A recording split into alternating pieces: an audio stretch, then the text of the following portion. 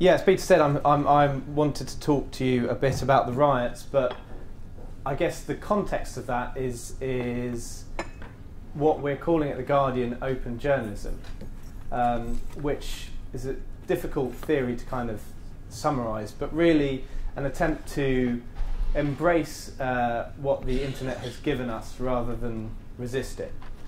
So a kind of journalism which is kind of interwoven with the web, which sifts it and filters it and collaborates with it and links to it, rather than the kind of journalism which simply just exists on the web.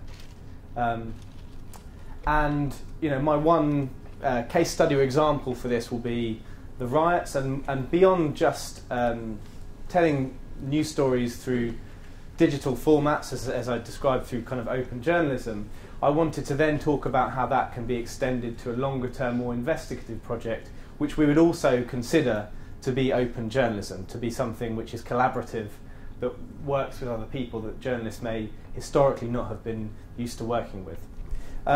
So to kick off, I'm just going to give you a bit of a kind of introduction to this concept of open journalism and what it means for The Guardian and how we're doing at The Guardian. I don't know exactly when The Guardian was founded, I should know that, but I think it was 1830 something. 31, 34, something like that. Actually, it says here, it's 1821. I was wrong.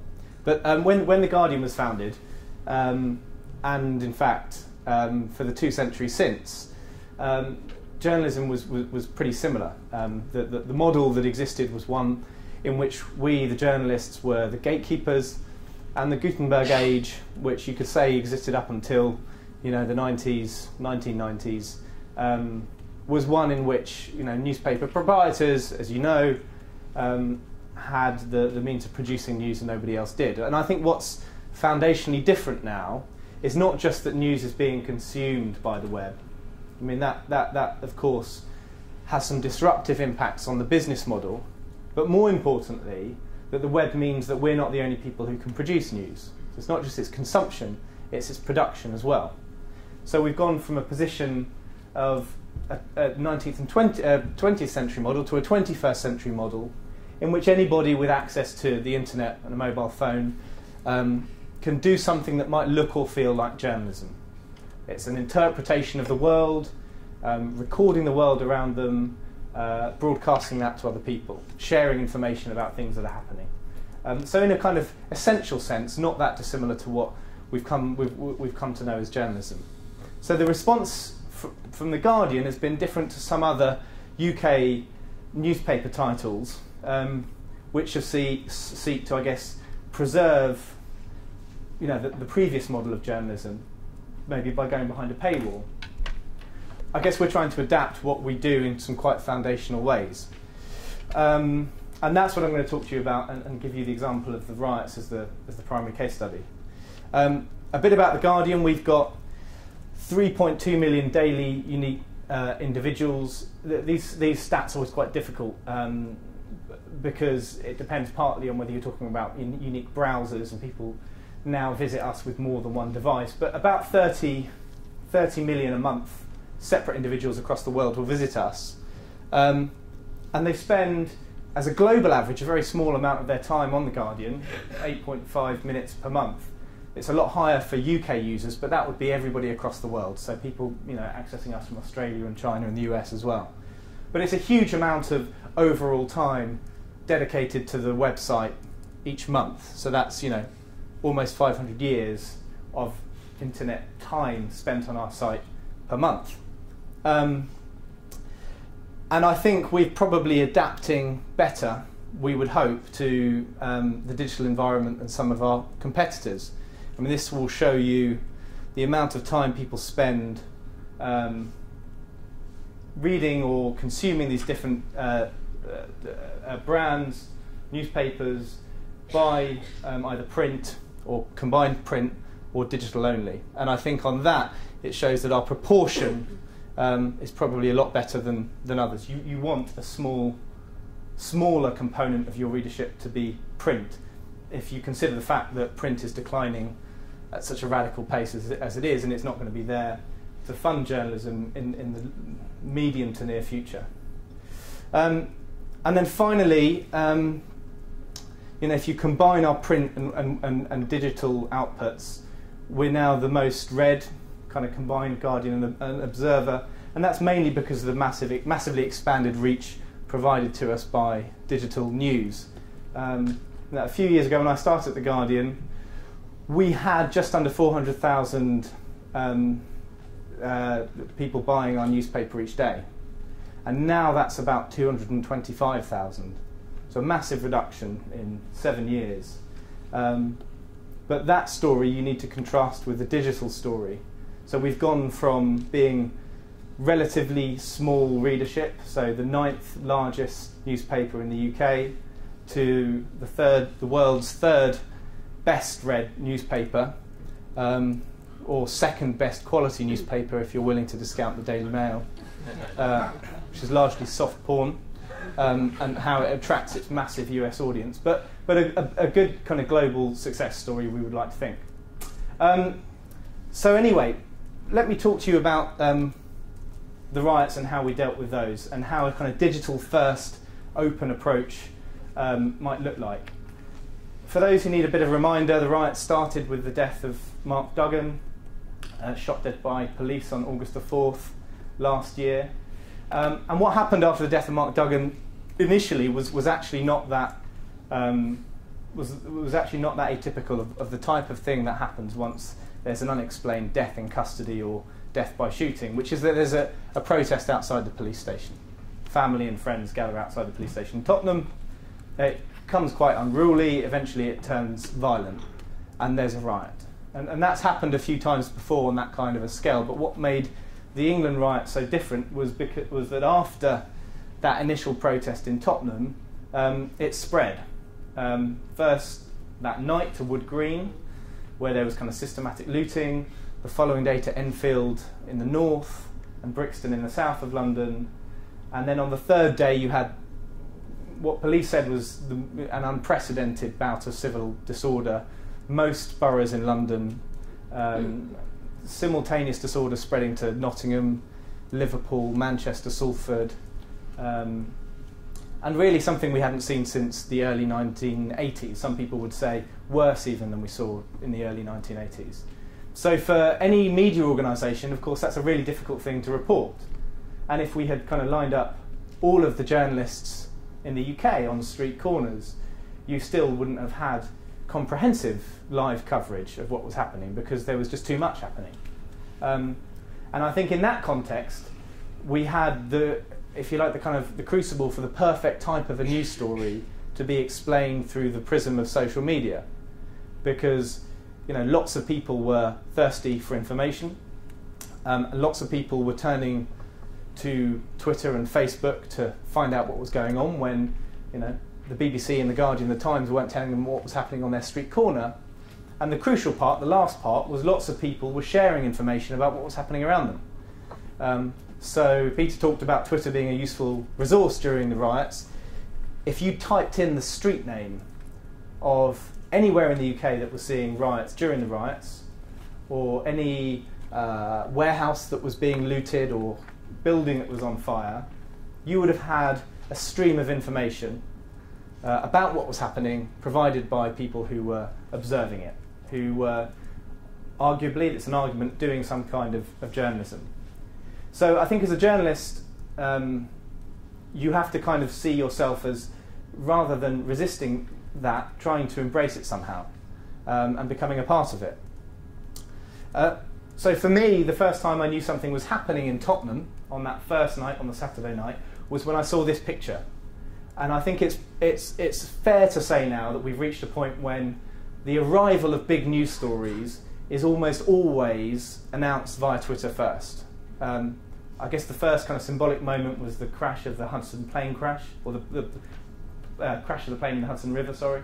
But beyond that, everything from the death of bin Laden, Gaddafi's death, major news events tend to land on Twitter first. It's very, very rare for them to be broken by a news agency before anybody's tweeted it.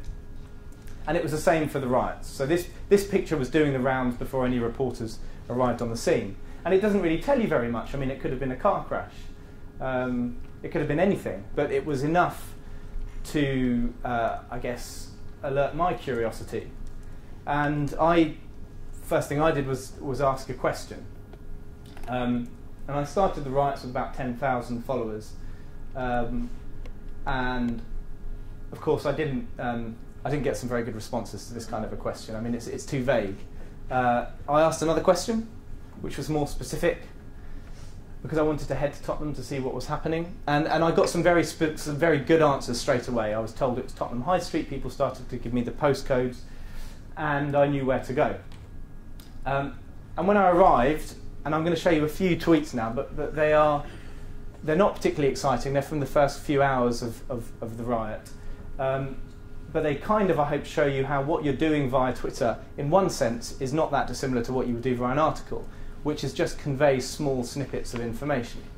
So it's kind of like witness testimony, really.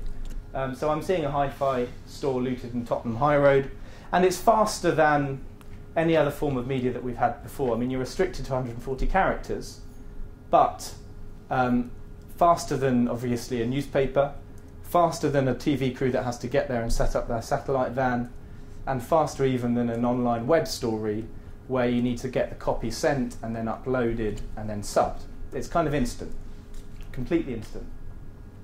And then later on in the night, it got so dangerous in Tottenham that the BBC started pulling out their camera crews because it got too dangerous. And Sky News did the same. Actually, what happened was there was a police van.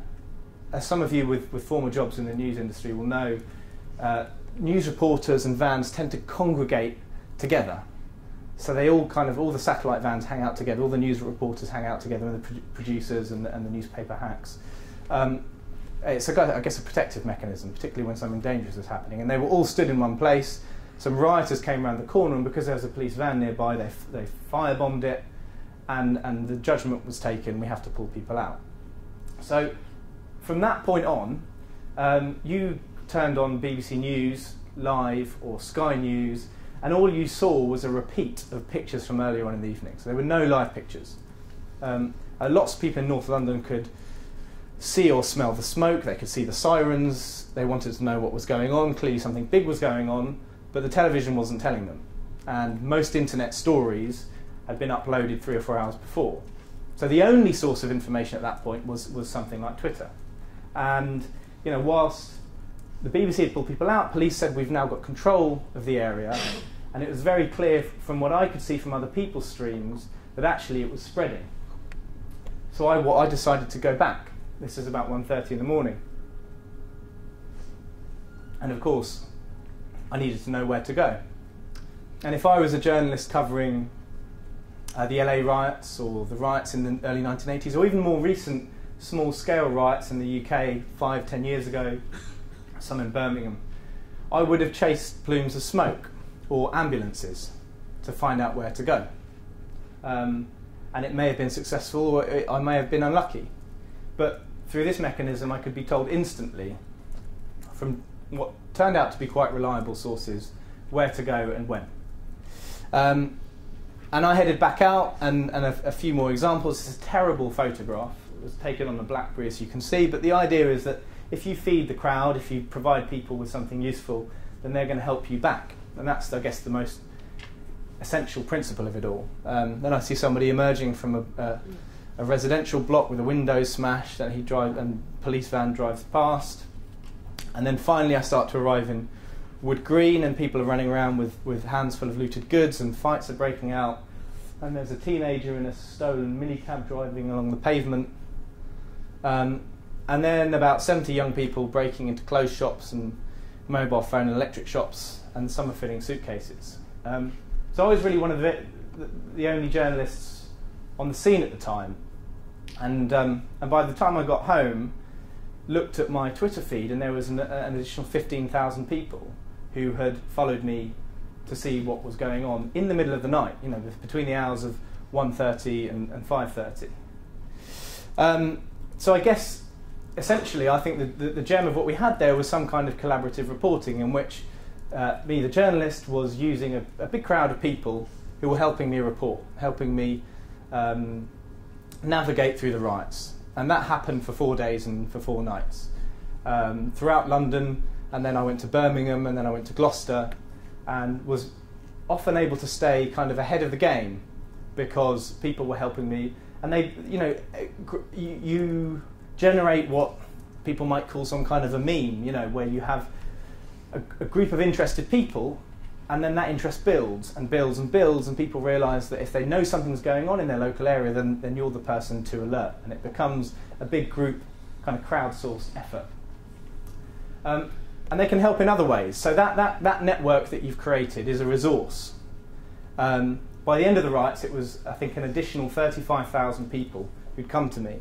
And I saw them very much as people who could help in the reporting process. So if I need a contact, as I did on the Sunday morning, for anyone outside the police station at the initial protest, I got there at 10:30, the protest had happened earlier, does anyone have a contact? And then instantly, about 12 people came back with contacts. That's a kind of useful, quick thing. Similarly, I'm writing this piece now, 2,000-word piece, reconstructing what happened during the Tottenham riots. Need to know the exact time the BBC pulled out its journalists. An easy way of getting that information might be, you think, contact the press office, BBC press office. I'll tell you, it's a nightmare, because they would sense what they would assume would be a negative story, even though it's not a negative story. It would take them hours to get back to you, if they do get back to you. And actually, it's one line in the news article. It's not actually that important at the precise moment they pulled out their journalists. It's nice if we could have it. But straight away, people felt almost indebted. They wanted to help me back for the previous night, and they started working it out for themselves. So they looked for BBC press releases, they looked for the timestamps on BBC stories to try to work it out. Eventually, I think they found the Flickr account of a BBC producer who'd been on the ground and looked at the point at which he said he'd left to kind of come up with a time. And because it's transparent, and that mini investigation has been done openly on the web, people have been discussing it and debating it, you can find out how they came to the conclusion that they did and make a judgment on its veracity. Similarly, the exact time that the double-decker bus, the kind of iconic picture in Tottenham, exact time it was torched. We know now that rioters went onto the bus, stopped the bus, took the driver off, quite politely took asked the passengers to come off too, said we're going to torch it, and then burnt the bus, and it blocked the road, and it was one of the reasons people started pouring into Tottenham. And again, people would work this out for me. So they would do that by looking at the time YouTube videos are uploaded onto the net, and again sourcing Flickr photographs and doing some quite sophisticated stuff and saying, look, that photograph must be from a tourist because they've got a different timestamp, and they must have a camera which has got a different kind of time setting to this other picture. And eventually they would work out the exact time that the bus was set on fire and provide me with that information. And the other thing that they would do, and they did this throughout the riots, is once news things started sparking off in different parts of the country, alert me, which was really useful. So in Enfield, which was the following day, this was the point at which we knew the riots were spreading and turning into something really quite different. In the afternoon there was a bit of trouble on the high street, and straight away people started kind of messaging me. One of the things I think is quite important to say to this is I don't think any of it is technologically quite particularly sophisticated. I think social media is probably social before it is media. It's the way in which you want to understand it is culturally. It has its own kind of cultural norms and rules. The technology of it is actually quite simple, and is simply about migrating to something new as a journalist. And the same, to give you an example, applied to something else that we discovered. I mean, I know the government and the police were very quick, wrongly it turned out, to say that these were Twitter riots, that the rioters themselves were using Twitter to incite and organise the riots. It turned out to be, I mean, almost wholly false. It was largely journalists and citizens and police who were using it. Now, what the rioters were using, particularly in London, was BlackBerries. And again, anybody with access or knowledge of schools or young teenagers will know that certainly this was the case last year. Lots of teenagers have got BlackBerries. They're the cheapest smartphone. £5 a month, you've got kind of unlimited messaging. And lots of people had them. But crucially, they've got this kind of BBM messaging system, which is encrypted. So police can't access the information. And they weren't stupid. They knew that if they put information up on Facebook and Twitter, it was public. It was like going to a town hall and advertising a riot. Whereas if they did it through BBM, no one would see what they were sharing. And the information they were sharing was really specific. So there were days, the third day, particularly in London, when lots of teenagers woke up, and they had the same messages, which were pretty much an itinerary of where to go and when. Specific locations, shops to loot, and then you had flash mobs. So that's why it was so difficult to police, because large crowds just kind of appeared out of nowhere on different streets, and police didn't know that that's where they were going to be. So how do we get onto that technology? Well, it's quite simple. We buy a BlackBerry was the first thing, and we had to do this very quickly, and then set up a blog and say, this is our new BBM messaging facility. We're grateful for any messages you can send us. Here's the BBM name, and you need a PIN number. So put that PIN number out into the public domain. And what we're doing essentially is quickly migrating to a new technology and making ourselves as journalists accessible to that information stream. And tweeting it as well, of course. So if anyone sees any BBM messages, can they please share them with us as quickly as possible? And what we got was a kind of constant stream of a new source of information ahead of riots, so we knew when they were going to happen on some occasions and where. And it's very good, useful. This is a good example of one of the BBM messages that was being shared, written in kind of, I guess, gang vernacular. Everyone in Edmonton, Enfield, Wood Green, everywhere in North London, link up at Enfield Town Station, 4 o'clock sharp. Start leaving your yards and linking up with your niggers. Gut the feds. That means shoot the police. Bring your ballies and your bags, trolleys, cars, vans, hammers, the lot. Keep sending this round to Bear Man. Make sure no snitch boys get this. That's kind of, don't send it on to any journalists. Whatever ends you're from, so whichever area you're from, put on your balaclavas, link up and cause havoc, just rob everything. Police can't stop it. Dead the fires though, rebroadcast. Rebroadcast means kind of send it along the chain. Dead the fires though, I think is quite interesting, because it suggests within this pretty grotesque incitement, there's a kind of weird moral code. They didn't like the fires. They didn't want fires. Anyhow, so that was Enfield 4 o'clock sharp, and you can imagine where we were at 4 o'clock sharp. And I want to kind of show you finally something else Twitter can do, because I think one of the criticisms is that it is shallow, that it doesn't allow you to provide much depth in 140 characters, that it's a kind of you had first of all kind of detailed newspaper journalism, and then you had this kind of horrible thing which was kind of round the clock TV news, which was very quick and truncated, and then you had all these the final versions, which is kind of live blogging, and finally you have tweeting, which is just 140 characters and nothing more.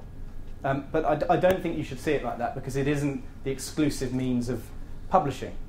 And actually, I think what it does differently to all those other forms of publishing is it's a conversation. So it means that the people who are engaging in it have a different kind of a relationship with the journalist who's publishing. And it's also just the outer layer. So when we're in Enfield, I can announce, because we're there, and it's the fastest way of doing it, that there's around 200 teenagers there. Some have broken into a jewellery store, and there's serious clashes in Enfield. But that's just the beginning. So beyond that, you can do a picture, again, not a very good picture, but a BlackBerry photograph showing some of the aftermath, and then more detail after that, which is a slightly longer blog. I guess that must be about 150 words explaining what happened. And then, of course, not soon after that, you can show a video taken on the same phone.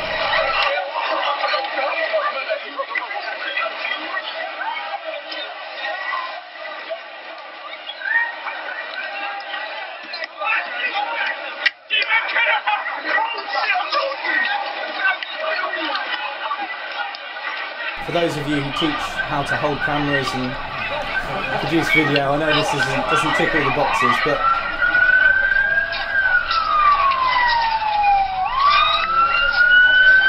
now you can see them running out. And I hope what I'm trying to show is that you can show a story from lots of different dimensions in a very short space of time. And I think if you consume those tweets and you see the photographs and then you see the blog and then you see the video and then you finish at the end of the week by reading a long kind of extended piece, you probably have a better understanding of the riots than if you purely and exclusively read that long extended piece. But I also think that people who are reading that long extended piece would have a different relationship with it if they felt they had been part of the journalistic process that led to it. There are parts of those articles that people maybe fed into, that they contributed to. Even if it was just responding to me when I was in Birmingham saying, do you want a cup of tea, can I offer you somewhere to recharge your phone? There is a contact there, there's a relationship with the journalist. And I hope that the end product feels more collaborative. So that shows you some of how we reported the riots as they were happening. And I think The Guardian felt that, that plus all of the other great stuff we were doing, providing kind of instant crowdsourced maps of everything that was happening everywhere in the country, that were basically the go-to places if you wanted to know what was happening live, to all of the great reporting. We had about 20 journalists out on the street. It meant a huge spike in our traffic, a record spike. The previous spike, I think, was the death of bin Laden, but 5.7 million people came to the site in one day. And I think we felt that we'd done a good job of doing what's kind of quite core job in journalism, which is just explaining what happens or what is happening in a straight, quick, reliable way that's accessible to lots of people. But what's far more difficult in journalism, always has been, is not explaining what's happening, but explaining why it happened. And that was always going to be a lot harder. The way journalists tend to do it is you'll send a couple of your feature writers into the kind of riot debris-strewn street in the days or weeks afterwards, and they'll interview some residents, they'll talk to the vicar, talk to some police officers, and come up with a kind of nicely written piece. But we felt that the biggest bout of civil unrest in a generation deserved something a bit more in depth than that, a bit more credible, a bit more reliable, particularly as the government were resisting calls to launch a full independent inquiry into the riots. So you had, after almost all other bouts of civil unrest, many of which were smaller in scale to this, independent formal inquiries to find out why it happened. And this time there wasn't. The government weren't going to do it. There was going to be no Scarman report. And in fact there was going to be very, very little research into why it had happened. So we wondered if there was something that we could do. And it ended up in this project that Peter mentioned before, which we've called Reading the Riots. And the inspiration from it came from 1967. I spend a lot of my time when I'm not working reading journalism from back in the day, whether it's really long time ago, 100 years ago, 150 years ago, old copies of the Times and the Guardian, or more recently. There's some really interesting techniques that were used by political journalists in the late 80s, which we're resurrecting in investigative journalism. And in 1967 in the US, which saw the deadliest riots in modern US history in Detroit, the Detroit Free Press newspaper teamed up with a local university to conduct a research study into the riots.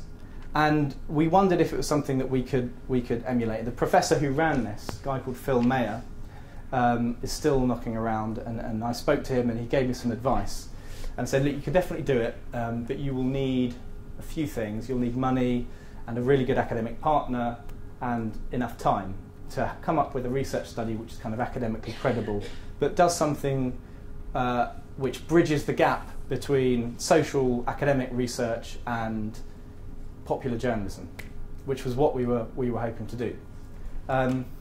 Phil's report was, I guess, a product of its era, kind of sociology from the 1960s, and its methodology was very quantitative, and they had some probably slightly bizarre questions, but in its essence, I think quite a good thing to do.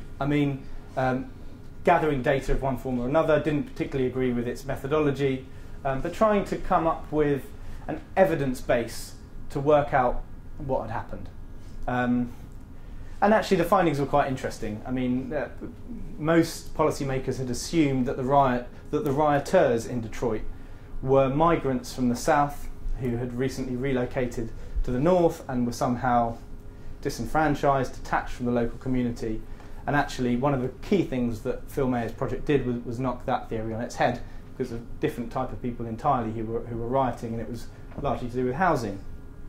But the main thing was, here was a kind of model, a university with a newspaper teaming up to conduct research. And what it meant was, finding the people who were directly responsible for the looting and the rioting and speaking to them, in-depth interviews of some kind.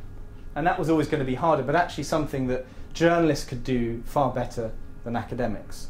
A few journalists had tried it, but I think probably, if you counted up all the journalists who tried to speak to rioters in the 2 weeks after the disturbances, maybe about 10 rioters had been spoken to by about 3 journalists. Because some of them committed some quite serious crimes. You can understand why they would be reluctant to speak to a journalist. Most people usually are reluctant to speak to journalists. But could we find the people who were anonymous, had a reason not to speak to them as well as other people to find out a bit more about the riots? Which is what we did, and we launched this study, Reading the Riots, with the London School of Economics University. So the person who co-led it with me was Professor Tim Newburn, who runs the Social Policy Department at the LSE. And we had funding from 2 separate foundations, which is quite important, I think, because increasingly more and more investigative journalism or in-depth journalism is being paid for by foundations. These 2 tend not to pay for journalism. One was the Joseph Rowntree Foundation, and the other was the Open Society Foundations. But they basically gave us a few grants to make this project happen.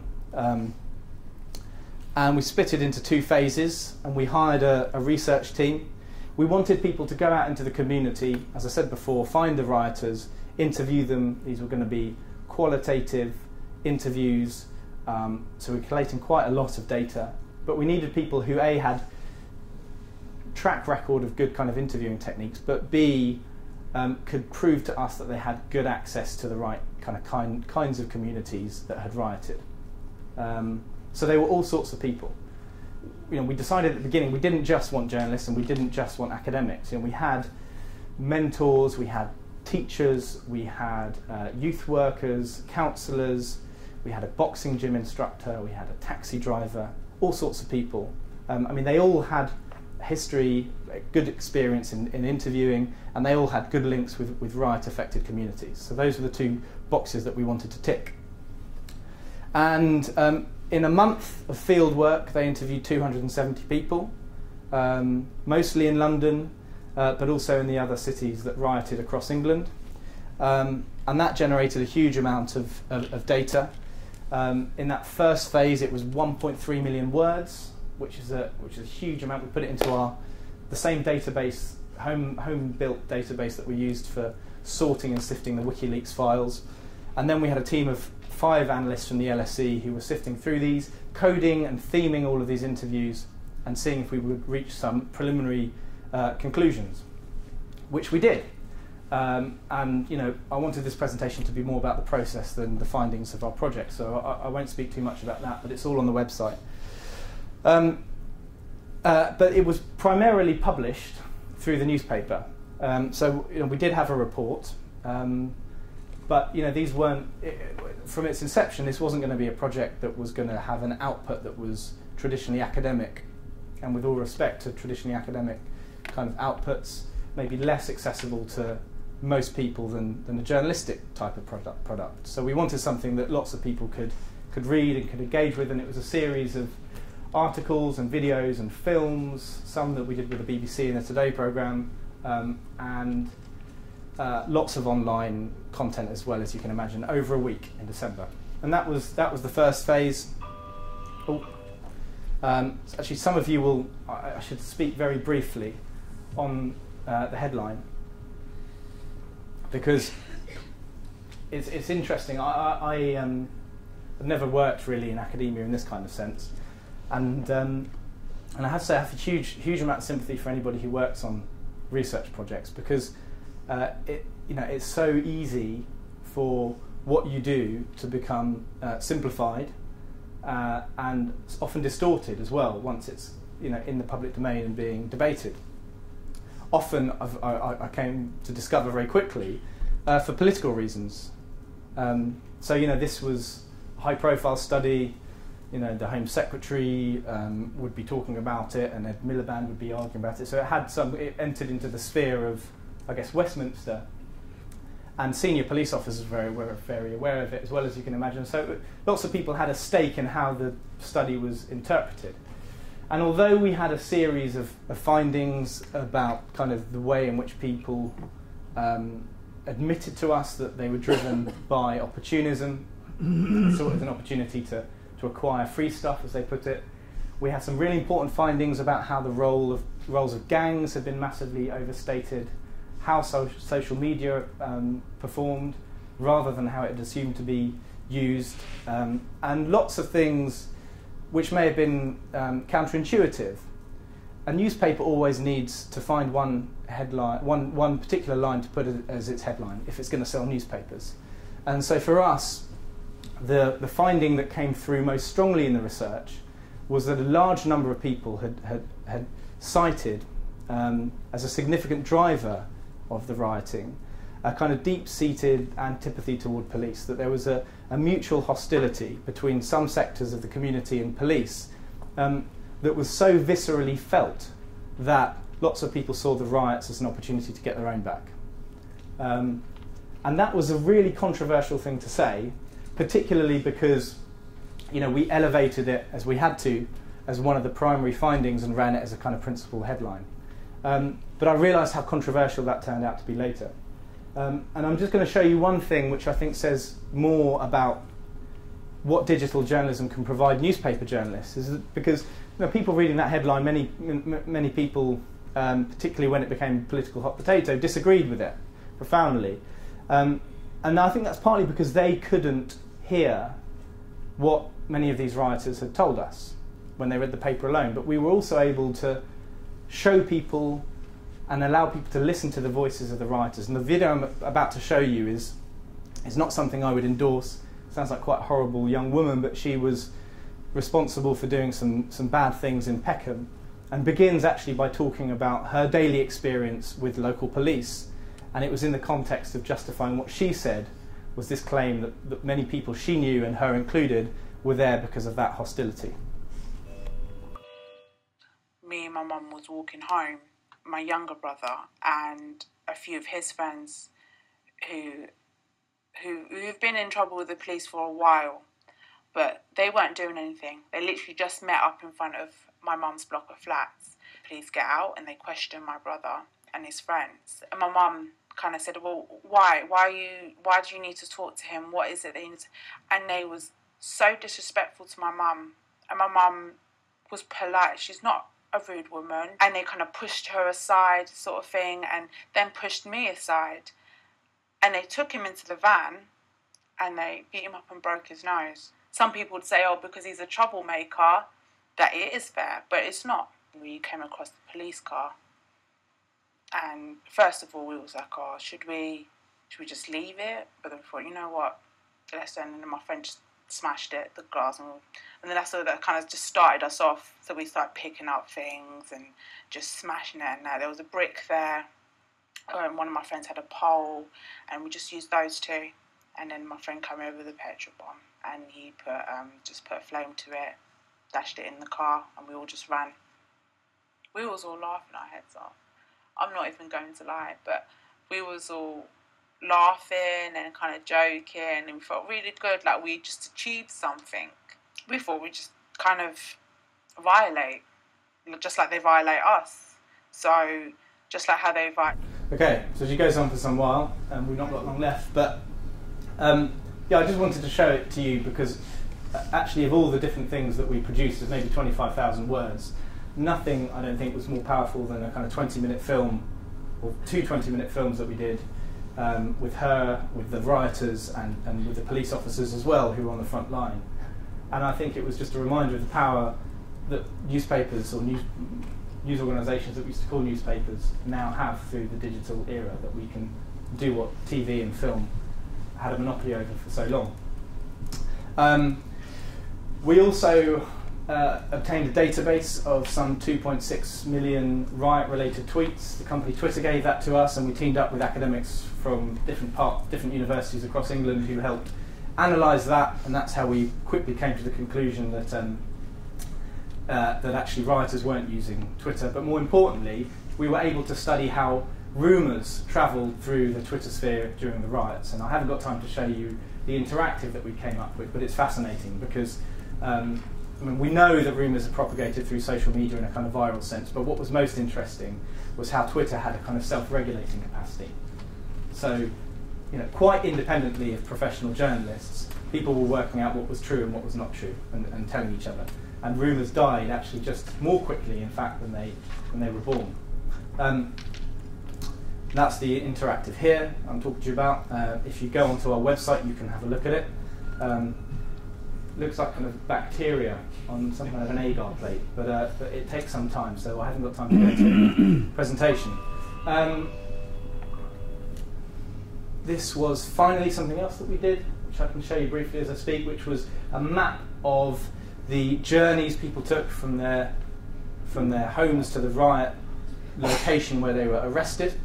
The blue is male and the yellow is female. You see in London, people are kind of rioting all over the city, including in the suburbs. Very different if you look at other cities. This is Birmingham, where people tend to congregate in the city centre. And the riots had a different kind of geography to them in different places, and we were able to explore that by looking at some of this data and working with some other partners to see how we did it.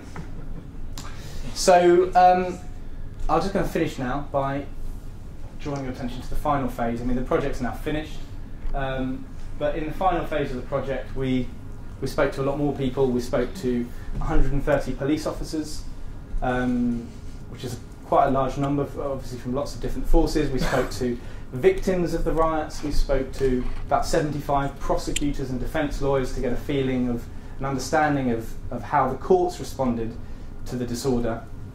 And I think by the end of the project, we can hopefully say that we've been able to some degree to bring a bit of evidence to what was previously a debate that tended to adhere to the kind of political leanings of whoever was speaking. So previously, I think it's fair to say, especially after the riots, that people interpreted the riots as they wanted to. The right wing said, this is a failure in parenting, some kind of moral breakdown, something to do with rap culture perhaps. The left had sort of some other different kind of cultural issue, maybe a lack of morals inherited from MPs' expenses or bankers, or they saw these as kind of protests against the impending austerity cuts. I mean, none of it seemed that plausible. And I think, if we've done anything, then we've provided some kind of a framework within which a slightly more sophisticated discussion can happen. And as a journalist, that's a satisfying place to have got us to. So, very finally, just to kind of finish off now, because I thought it'd be good to have some questions, some reflections on where we are. These are general assumptions that whenever I go and talk at media conferences tend to be agreed as indisputable. And one is that, I mean, I'm exaggerating it, but there's no money. Certainly a lot less money, particularly in newspapers. But we had, for Reading the Riots project, a budget which enabled me to hire a team which was bigger than most newsrooms in national newspapers for several months. Fewer resources. Well, those people and those academic partners, sociologists and criminologists, were resources. And if I think back all of the way back into the riots, those 35,000 Twitter followers were a huge resource as well. And they made our reporting richer and more detailed and probably more nuanced as well. And enabled us to report from places that we wouldn't have been if it wasn't for them. And I think in general terms, it's not for me to say, but I do believe it, and it's for you to judge, I guess, but that overall our coverage of the riots has provided a kind of quality and a depth that a newspaper would not have considered possible, or not even, maybe possible isn't the right word, likely 10, 15, 20 years ago. That actually I think what's happening in the kind of newspaper industry is that the crisis is forcing us to be more entrepreneurial and experiment in new ways. And that's quite an enabling thing. And I think there's an argument that the digital era is really quite a profoundly good thing for journalism. I mean, if you think of journalism in its broader sense, not just, professional individuals who are paid to provide news on print, but you think of it as finding out about the world, having evidence available to you that will enable you to interpret what's happening, then I think we're in a quite special place at the moment. Any questions?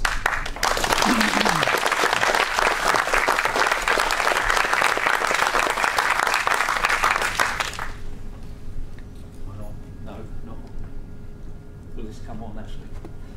In order for the camera to pick up the... is that working at all? No. I've tried that.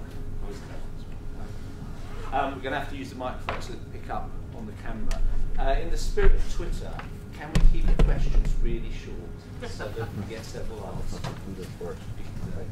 you want to shout? Yeah.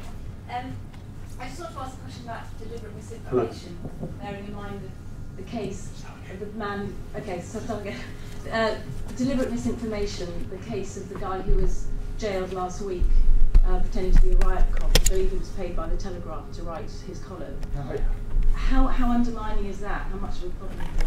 It's a really good question, and it's a problem now, and I'm sure it will become a growing problem. I mean, I kind of teach mid-career journalists, and one of the things I try to drum home is that when people contact you online, they are not people. They're kind of online identities. You don't know who they are unless you've got to know that person over time. And so these people will only become sources that we would trust. For me personally, I think for The Guardian too, once we've met people in person. I mean, there are a few exceptions to that, but usually speaking, if you're using someone and they're giving you an important piece of information, then you need to really know who they are. I think this is somewhat different because what we weren't doing here was taking information from random people and publishing it as fact. And I think that would be different territory. If I was to say, as I did remember one very vivid memory from the riots, perhaps the most vivid memory was when I was in Hackney, which is not far from where I live, and police were completely out of control. Rioters saw a police car, and it was being... the moment they saw it, they thought it was a parked car and started throwing bricks at it and slabs. And I remember vividly that one was trying to open the door and another was slamming rocks on it because it started to move. And they realised there was a police officer inside. And so that police officer very nearly died. And as you can imagine afterwards, I mean, he must have been on his radio, huge amounts of police came into Hackney. And the rioters just kind of vanished across a park. And they were followed by police on horseback. Now, how would I find out where they had gone? I didn't know. And I asked Twitter, and I realised that what was happening in Hackney was so intense. Everyone was in their house, looking out of their windows. And I can't remember exactly, but I would imagine dozens, if not hundreds of responses. And you just kind of flick through your stream, and they all say Kingsland Road, Kingsland Road, Kingsland Road. Now, a few say somewhere else, but most say Kingsland Road. Now, I'm not going to publish the riots have spread to Kingsland Road, but I can go there, which is kind of what I did. So I think that, in terms of trusting online sources, you have different levels of trust for different types of information. Does that answer the question? Yeah. I think it's really interesting talk. Journalism is not my specialism at all, but I think the things that you're talking about, what they allude to maybe is a move towards what academics like Bella Coleman would refer to as like an open source journalism, where you could port those things from open source software onto journalism. I mean, how far would you go towards that as a model, where you would be revealing the kind of where the information comes from to inform stories and that kind of stuff? Is that something that's important for the public to know? I think I know where you're coming from, but I'm not entirely sure. I've not read Bella Coleman, so I don't know. But I mean, I think as a general principle, what we are talking about is open source journalism. You know, every story that we do now, we will always link to the original kind of raw material. You know, our API is public and openly available to anyone, so it basically means the kind of DNA of the Guardian website can be used by anybody anywhere on the web. I think what we see ourselves as in the future is a much more transparent organisation. And if you look at what I think is going to become the primary format for journalism, which is live blogging for most stories, that's essentially what it is. You know, it's an attempt to filter, sort the chaos, and in doing so, always link to kind of original sources. That may partly answer your question, but maybe not totally.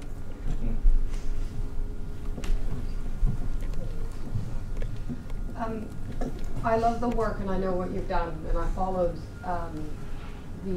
reading the Riots, so congrats for that. There's one question that I have though related to your definition of investigative journalism, because you call what you've done during the Riots, which was an ongoing event, as investigative journalism. And I think part of us who are involved in teaching journalism, we're presenting investigative journalism as something that goes on behind the scenes, that tries to show the bad guys in the society, that needs to be protected, and that puts, to a degree, our journalists that seek the truth into a position of danger. So could you elaborate a little bit on your definition of investigative journalism and why you think that your work during the riots was investigative? Yeah, okay, well, it's a good question. I mean, I have no problem if anyone wants to say that wasn't investigative journalism. I don't feel particularly attached to saying that it was. It's such a loose concept, and it's changing very fast. I think journalists had an interest in concocting and perpetuating the myth of a courageous investigative journalist who wore a long, dark Mac and met sources in pubs and was doing some kind of really valiant work that nobody else could do. And I think what the digital age is proving is that actually lots of people can investigate better than investigative journalists. I believe that quite passionately now, because I see it happen a lot. And I also think that there are many types of investigation that are done better in the open than behind closed doors. It's completely counterintuitive for investigative journalists. Most of them like this notion that they keep secrets, they trade secrets, even from their editors. They never tell people what they're up to.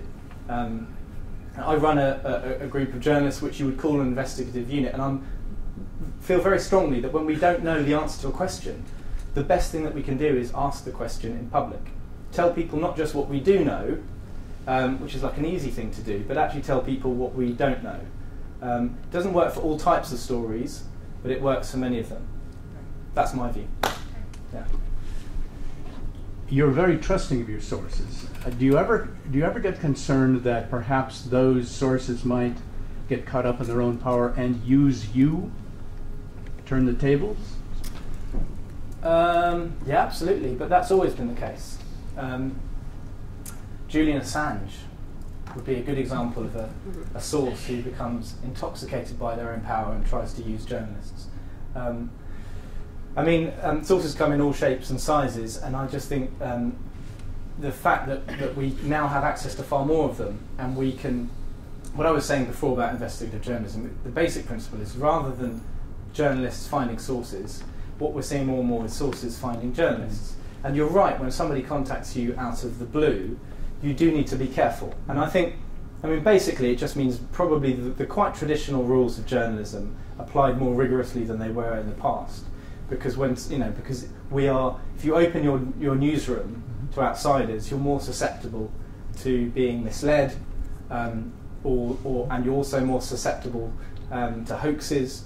But that's not to say you should close the doors. And we don't think that we should. We just think we need to do it and do it well and be careful and cautious. I'm really interested in your thoughts on sort of local journalism, because certainly in the case of Birmingham, the national news sources seem to neglect it quite a bit, and a lot of people went to the Birmingham Riots blog, which was just being run by somebody from their bedroom. And then it felt as if the national media turned to it once 3 people had died and were really just coming very late to the story in Birmingham. So just what your thoughts are as to how local news, which has been so damaged in print media, can kind of make a comeback, because it certainly felt as if it wasn't really being addressed from the national media. Yeah, I wish I had an answer to how local news can make a comeback, and I agree completely that the media lens was distorted in favour of London. I think Birmingham, what happened in Birmingham was actually huge.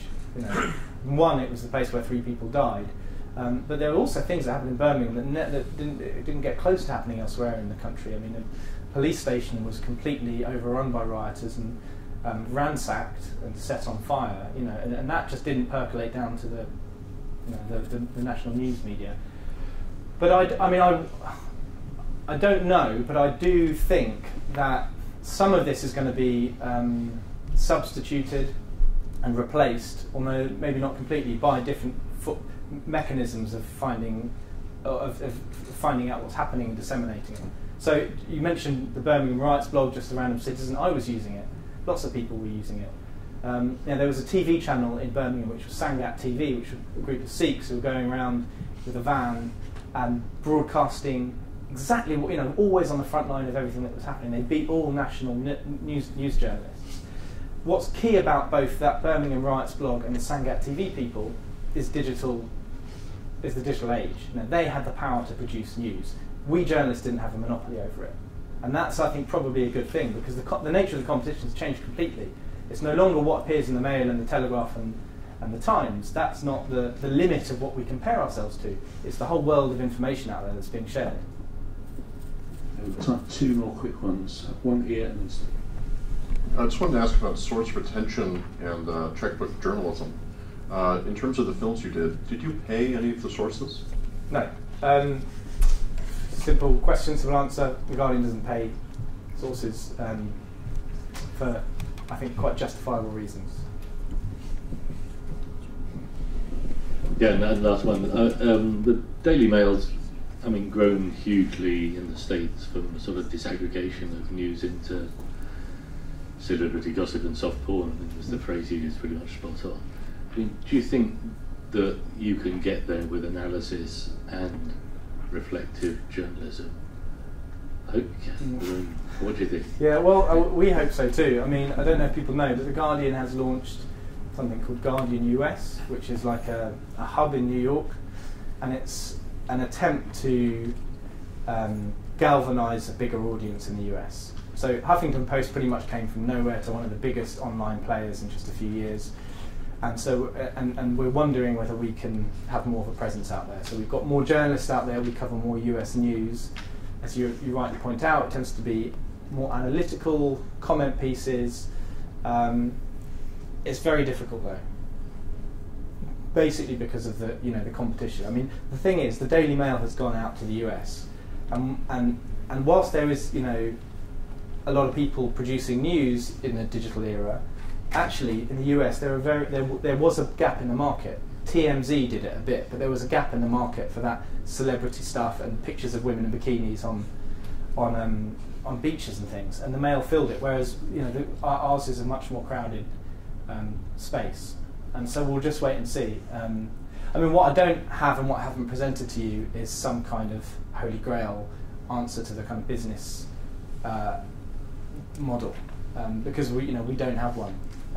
But I think what we hope in the long term is that if we continue to build our audiences first, and secondly we make them far more engaged, and that's the basic concept of open journalism, is that the readers become far more engaged and part of the news producing process, that will mean for advertisers and for anyone else who comes to The Guardian that we have a bit more to offer than some of our competitors.